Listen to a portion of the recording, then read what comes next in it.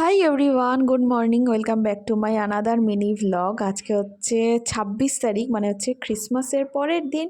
আমরা এখানে সবাই মিলে বেরিয়ে গেছি ডিয়ার পার্ক আর সায়েন্স সিটি যাব বলে। তো যাই হোক, আমরা এখানে বাড়ি থেকে বেরিয়েছিলাম 1:10-15 করে বেরিয়েছিলাম। তো আমাদের ডিয়ার পার্কে ফার্স্টে ঢুকেছি। তো ওখানে ঢুকতে আমাদের মোটামুটি প্রায় 1:45 কি 2টোর বাজতে 10-15 হয়ে গেছে।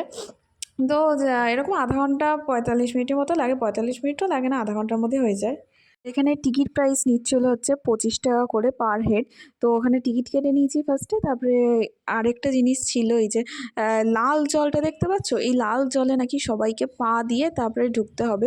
তো ফার্স্টে তো আমি বলছিলাম যে এটা রক্ত ভেজা জল, তো এটার মধ্যে পা দিয়ে ঢুকতে হচ্ছে। তো যাই হোক, এটাতেই নাকি ওদের এখন নিয়ম করেছে।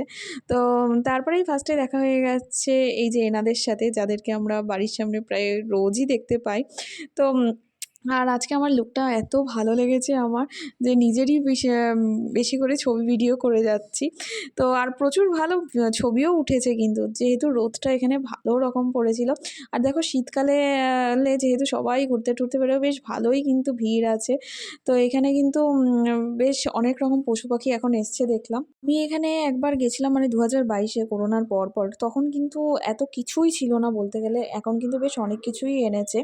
আর দেখো পার্কটাকে কিন্তু ভীষণ সুন্দরভাবে কিন্তু সাজিয়েছে। আর এখন শীতকাল বলে প্রচুর রকম ফুলের গাছ ফাছ, দারুণ সুন্দর লাগছিল চারিদিকটা। তারপরে তো আমরা বেরিয়েই যাচ্ছিলাম। তো বেরোনোর সময় আমরা দেখতে পেলাম একটা মিউজিয়াম টাইপের, ছোটোখাটো মিউজিয়াম টাইপের, যেখানে দেখানো হচ্ছিল সাপের সব কিছু নিয়ে। ওই মিউজিয়ামটা করা হয়েছিল ডিয়ার পার্কের ভেতরেই।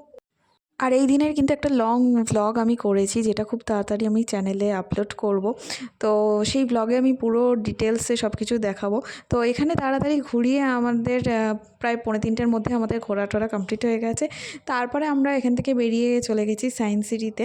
তো যাই হোক, এইভাবে কাটলো আজকে পুরো দিনটা। ভালো লাগলে প্লিজ সাবস্ক্রাইব করো, লাইক করো আর শেয়ার করো চ্যানেলটাকে। আর ভ্লগটা জানিও কেমন লাগলো।